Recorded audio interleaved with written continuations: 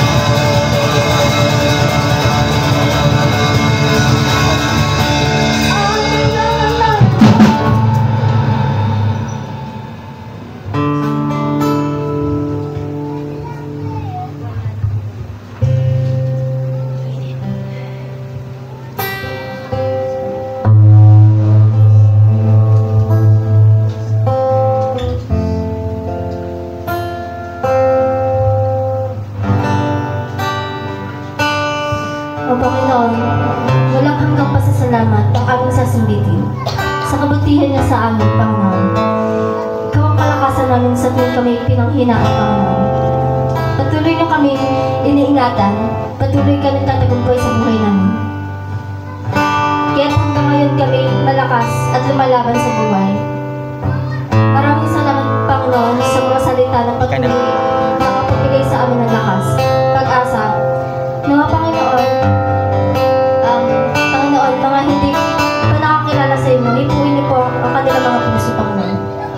Nabigyan kanila ng oras upang makilala ka. Panginoon, dahil walang saysay ang Panginoon ng buhay, Panginoon, kung wala ka sa buhay nila. Panginoon, makita nila kung gaano ka ka-importante sa buhay nila. Panginoon, maging maukaw kami sa inyong mga salita. Yan ang maging sandata namin, Panginoon, upang mapagtagumpayan namin ang lahat ng pagsubok. Sa iyo lang namin namin salamat sa pangalan ng Jesus. Amen. Patuloy po tayong umawit. Awitin po natin. Di ka lang po.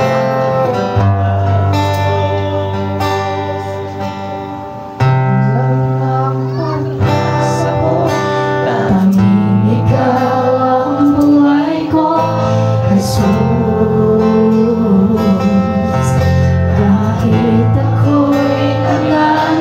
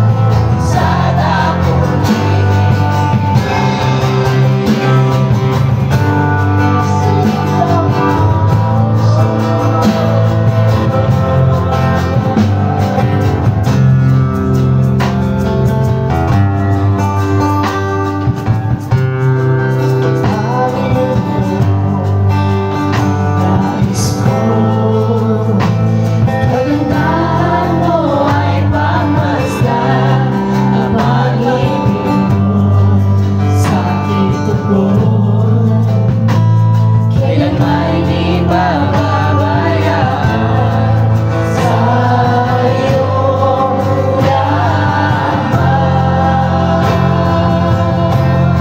Matatagpuan sa iyong lamang.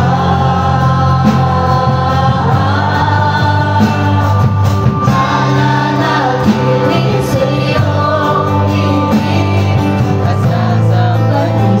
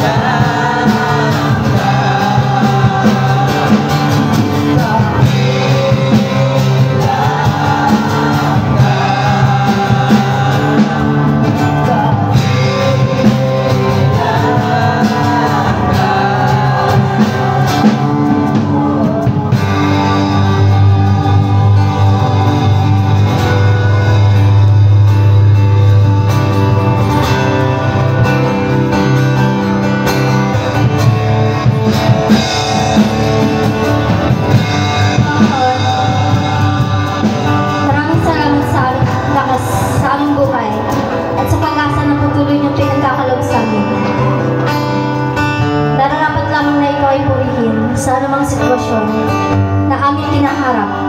Tunay nga po, Panginoon, na anong meron kami, Panginoon, ay galing lamang po sa inyo. Kaya't walang dahilan, Panginoon, upang hindi ka purihin, maging aming lakas, buhay at pag-asa, Panginoon. Sa inyo po galing. Maangkin man namin ang yaman o bagay dito sa mundo, Panginoon, lahat ng iyon ay mawawala, kukupas, ngunit ang mga salita niyo, Panginoon, mananatili ito. Ito po ang aming sandata o mapa upang hindi kami maligaw. Salamat sa pagmamahal niyo. Panginoon, pinapakita lamang na dakila ang pagmamahal niyo, Panginoon, sa amin. Salamat sa iyo lamang po. Pasalamat sa pangalan ng Jesus. Amen.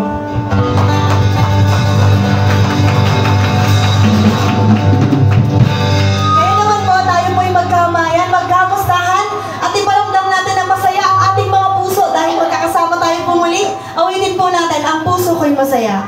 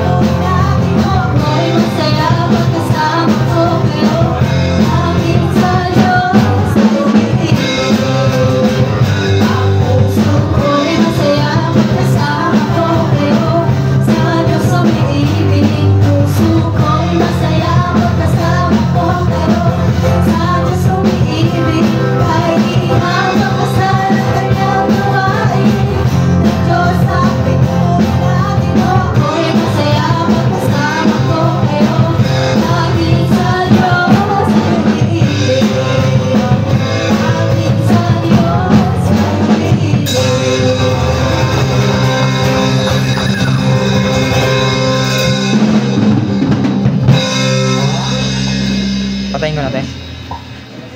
Mamaya na lang pag nagsalita rin. Tutok na tutok. Dul. Tutok.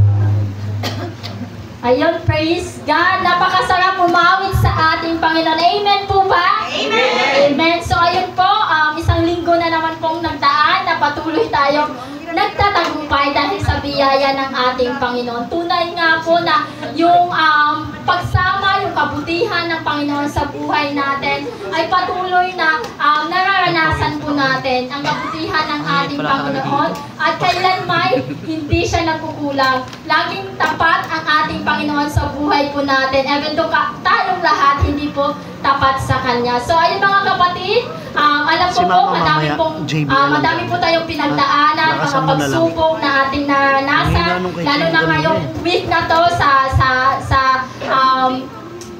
Baguio. Pero salamat sa Panginoon dahil nandito po tayo ngayon. Ito po yung patunay na patuloy yung paggabay ng Panginoon sa atin. So, ayun po, sino po dito yung gusto magpasalamat sa ating Panginoon? Meron po ba? Tapos, diretso na po tayo sa ating verse sa Isaiah 45 verse 5. Ayun po mga kapatid, unahan nyo na po. Mamatay lang siya, hindi siya magigreen. Meron po ba gusto magpasalamat tapos mag-share na din po ng ating verse?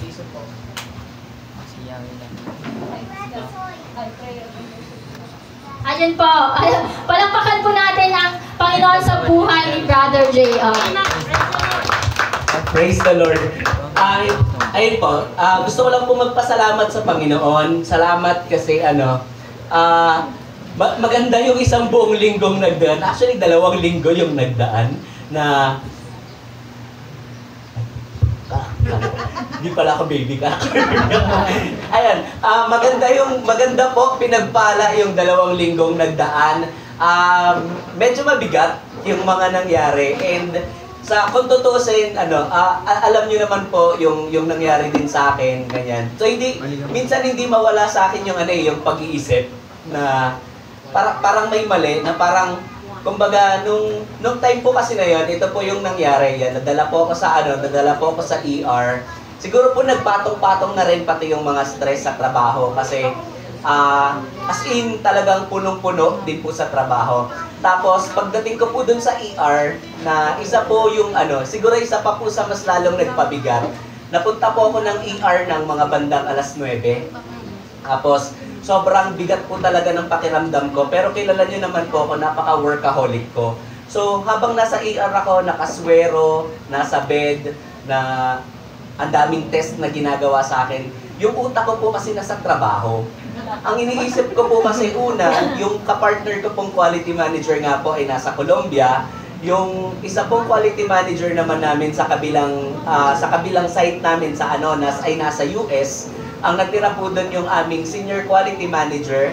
So siya po yung gumagawa ng lahat. Tapos ako naman po yung gumagawa dito sa Antipolo. Tapos meron po kaming client visit. Yung mga bisita po galing sa ibang bansa. Dalawang batch po yun magkasabay. So meron sa second floor, meron sa third floor. So talagang lagaring-lagare. Tapos tumaon pa po yung sakit ko. Na parang sa akin is hindi ko na siya alam kung paano ko siya pagkakasyahin. So, humingi ako ng tulong sa rant po ito ha.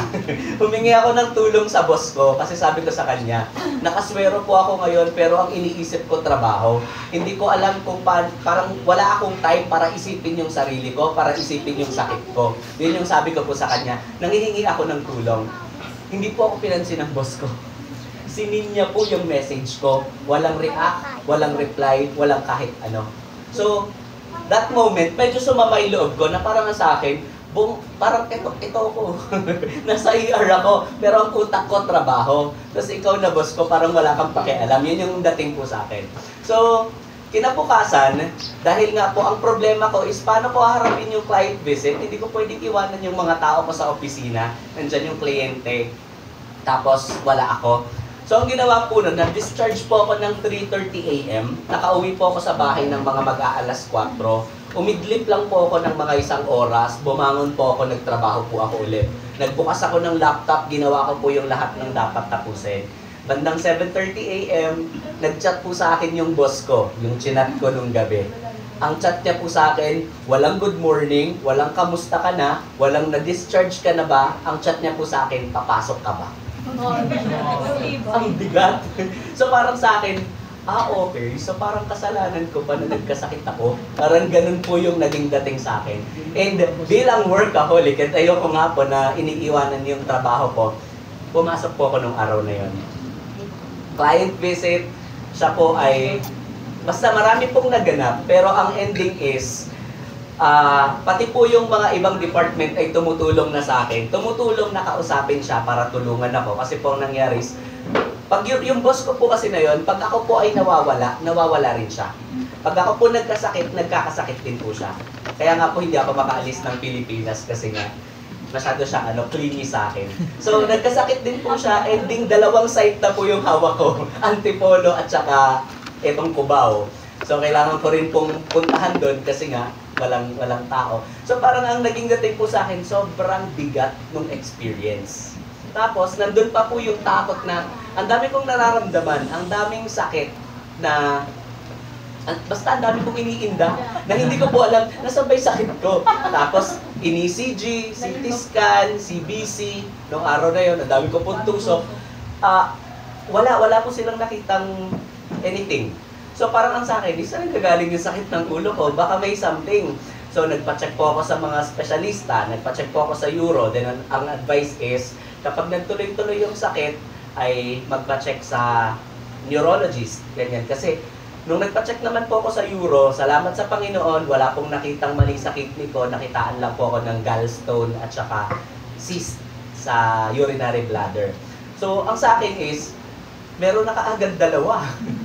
Pero sabi ng doktor, wala daw pong kinalaman yung sakit ng ulo ko. So ano pa? yun po yung tumatakbo sa isip ko. So hindi po mawala sa akin yung takot. Tapos mas nagpapanik naman yung misis ko. So ang daming sinasabi, ganyan. Ako naman po ay, ang ano ko po kasi talaga is, oras ko na. Yun po talaga yung paniniwala ko even before. Kasi naniniwala naman po ako sa promise ni Lord eh. Kung ayan na, edi sama ko na si Lord. Parang ganun po yung dating. Nauna po yung tiyahin ng misis ko. So hindi ko po alam kung saan ko huhugutin yung ano.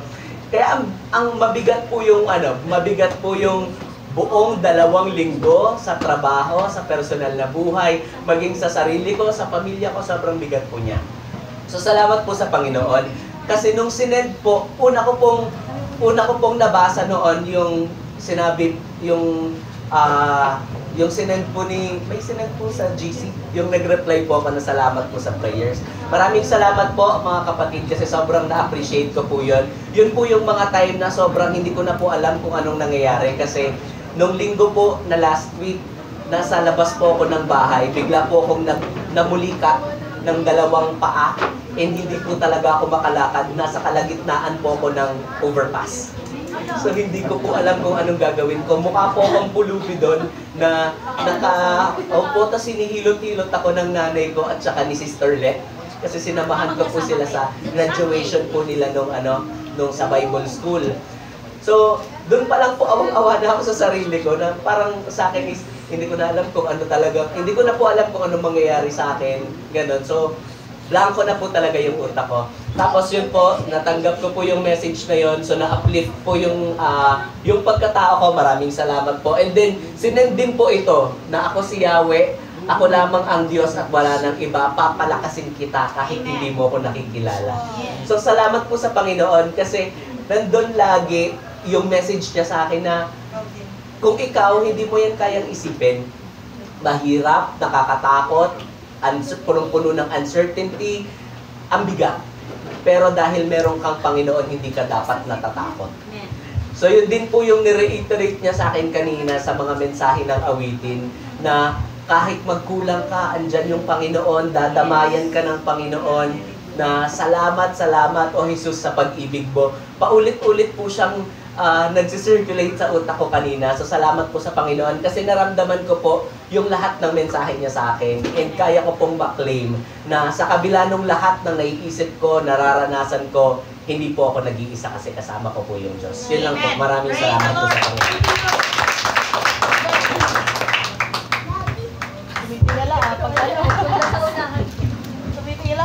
Yan po. Ako po yung nagpapasalamat sa Panginoon sa araw-araw na lakas. Pagising ko po lang po sa umaga, blessing na po yun. At sa kaligtasan ng aking mga magulang.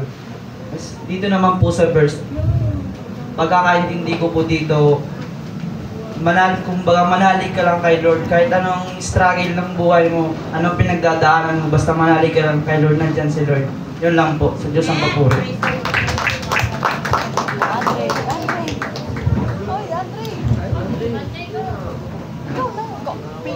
Basic lang. Bible study natin. Sinod ka dito. Next ka ha.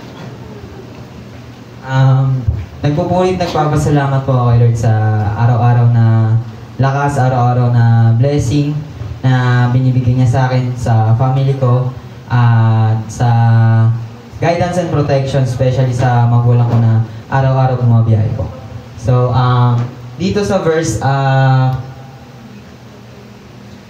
may hahaling tulad ko to sa pang-araw-araw ko na laban sa buhay ba? Sa araw-araw na pagharap sa buhay. Kasi syempre araw-araw andyan yung struggle, andyan yung mga tawag dito, problema, pagsubok, financially, sa sarili, sa family. Dito sa verse na to, parang ito, pinapalakas niya ako na wala akong dapat ika-worry, wala akong dapat ika-bahala. Kasi andyan si Lord na nagbibigay sa akin ng lakas araw-araw. Proven and tested sa akin to kasi sa tuwing nandun ka na sa pabagsak ka na, lagi ko lang inaalala na andyan sa tabi ko si Lord, hindi niya ako pababayaan, hindi niya ako hahayaan na malugmok lang. Siya yung magpapalakas sa akin. So, ayun lang, sa Diyos ang papuri.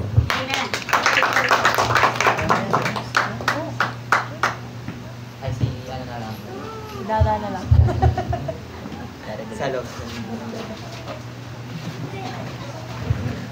Magandang umaga mga kapatid. Ako ay nagpapasalamat sa buong mundo ng paggawa. Kahit na masamang pakiramdam, lumalaban pa rin. Ano ko dun sa ni Brother JR. Totoo pala talaga, Brother JR. Pag nasa corporate world ka, wala silang pakialam sa'yo kahit magkasalit ka. Share ko lang kasi nung nakaraang bagyo po, maghapon po ako sa kalsada. Kasi may hinihit akong target. Medyo malayo-layo yung mga rota. Yung ulan, hangin, sama-sama na yung stress. Kaya, parang yung katawan ko parang dahil siyang bumibigay. Kaya nagdasal ako kay Lord na, Lord, gabayan mo kasi walang ibang gaganap nitong trabaho ko kundi ako lang eh. Kaya nagpapasalamat po kay Lord na kahit pa paano nakaka-recover na pa unti-unti. At nakita po ko rin po sa, hindi ko alam kung management o HR namin eh.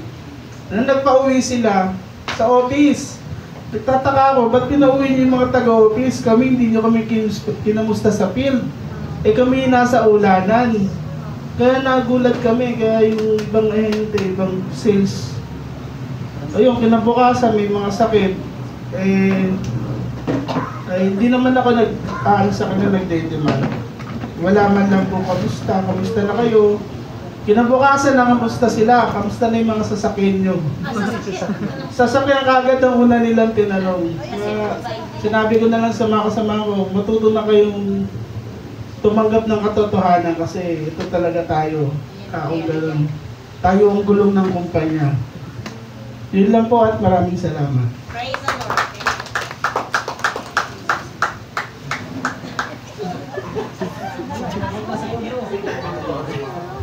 Nag-automatic yan eh.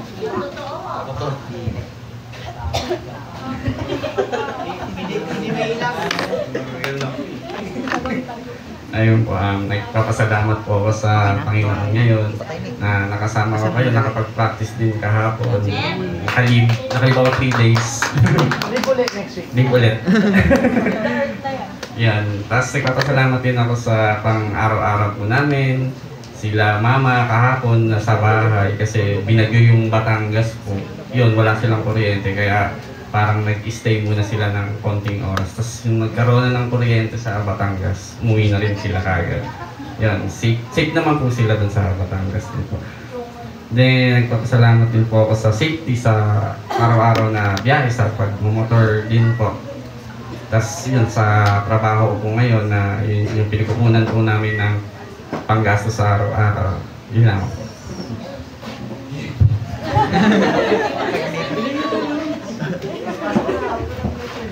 Naiya ako eh. Yaman na.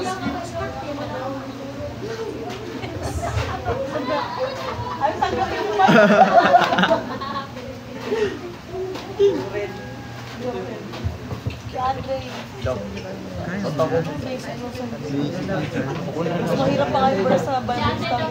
Uy! Andre, puro ka blessings. Kuman lang rin. Sige na kayo, Andre. Hindi na, baka hindi ah. Paglaro mo. Dali na. Si Aris. Si Yaris. Aris muna. Sunod si Andre ah. Sunod si Andre. Tuloy na po. Hindi siya napuli. Yung nagpapasalamat po ako kay Lord kasi sa araw-araw na paggabay niya, lalo na kay Papa kasi syempre sa biyahe niya, then may bagyo. Yun lang. Yun sa araw-araw po na biyaya namin na natatanggap. Tapos yung pagkakaunawa ko po sa verse na to is, si Yahweh lamang na ang Diyos, ang tanging nagbibigay ng kalakasan sa buhay natin. Kaya dapat lang na magbigay tayo ng oras pa sa salamat sa Kanya kasi siya lang yung karapat dapat. Yun lang po. Amen. Go, go, go. Let's go. Nagpapasalamat ako kay Lord kasi sa araw-araw na pagsubok sa buhay kasi minsan ano kami medyo busy rin ako sa buhay kasi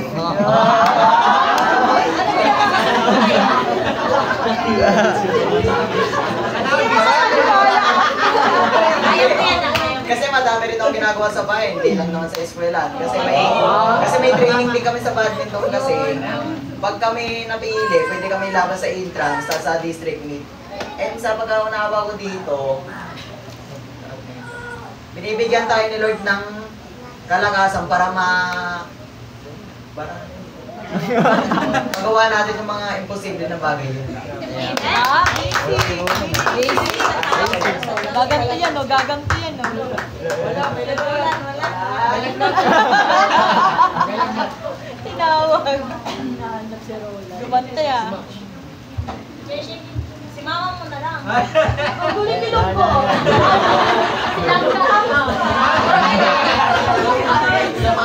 Magpapit pasasalamat sa Diyos sa lahat ng biyayang pinagkaloob sa amin ng linggo. Sa pag-iingat sa amin sa magandang panahon ngayon na nandito tayo. Sa pagliligtas sa atin nung nakaraang bagyo na wala nangyaring baha katulad nung nakaraang bagyo na naging safe tayong lahat. At sa verse naman po, ako sa Yahweh, ako yung lamang ang Diyos. Kung ang pagkakaunawa ko, sa isang Diyos lang tayo dapat na manalangin. Sa Kanya lang natin dapat ibigay lahat. Kung ano man yung pangangailangan natin, sa Kanya natin hingin. Yung ating mga karamdaman, sa Kanya din natin ihingi na pagalingin niya tayo. At sa mga hirap natin sa buhay, sa Kanya din natin ibigay para tulungan niya tayong malagpasan ang lahat. Yun lang. Amen. Kung sa rubber siya Shopee ang dalawang sunod yun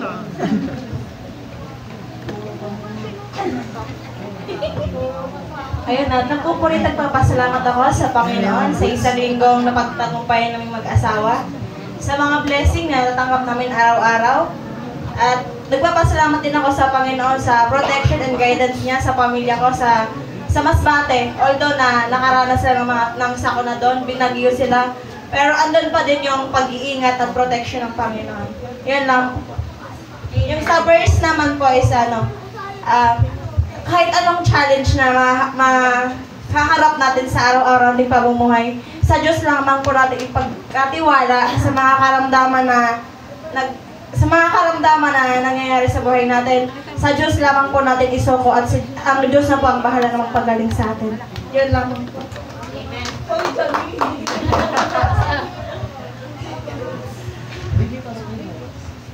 Nagpapasalamat ako sa Diyos sa pag-iingat niya sa pamilya ko.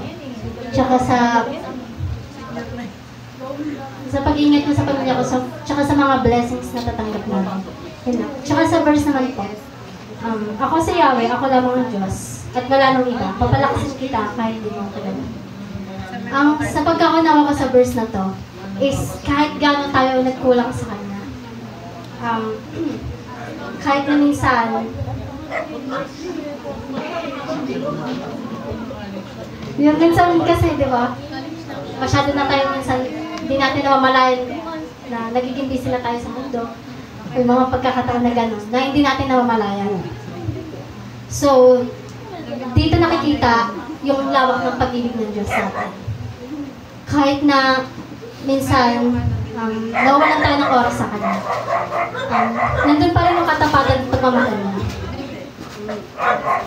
Nandun yung patuloy na tayong binibigyan ng lakas, ng pag-asa, na harapin yung mga pagsubok kahit na nagkukulang tayo sa Kanya. Dahil tapat siya at hindi nagkukulang. Yan lang. Roland. Praise God.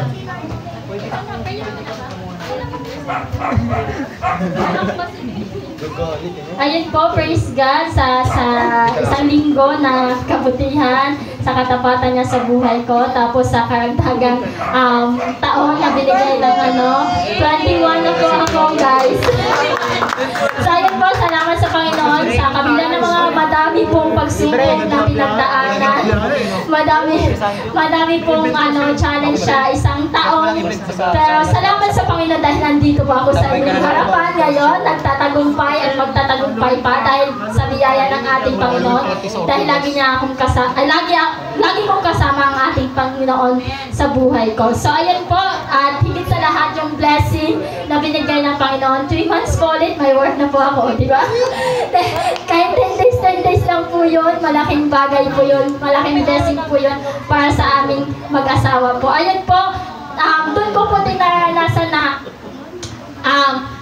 kasi doon po nag-start yung nag-a-attend po ako ng mga gawain. Ayun po, yung kumbaga yung blessing ng Panginoon, pag inuuna mo talaga siya, tawag dito, nag-flow push talaga siya, hindi siya nagkulang kasi pag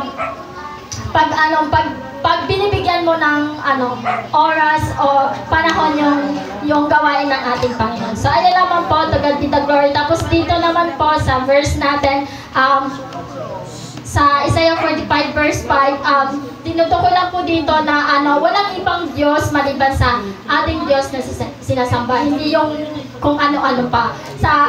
Clearly lang po na pinapaliwanag po directly or personally po sa ating mga buhay. Tapos pinapakita po dito na in time sa ating kahinaan, sa mga challenge, pagsubok nating naranasan, si Lord lamang po yung nagpapalakas sa atin sa mga bagay na akala natin hindi natin kaya. Tapos yung minsan kasi hindi natin na-acknowledge yung kabutihan ng ating Panginoon kasi nakapokus tayo dun sa bagay na gusto natin na magiging anong tawag dito, gusto natin makita ba, kumbaga ito yung plano natin, tapos yun yung parang doon tayo nakafocus, pero mas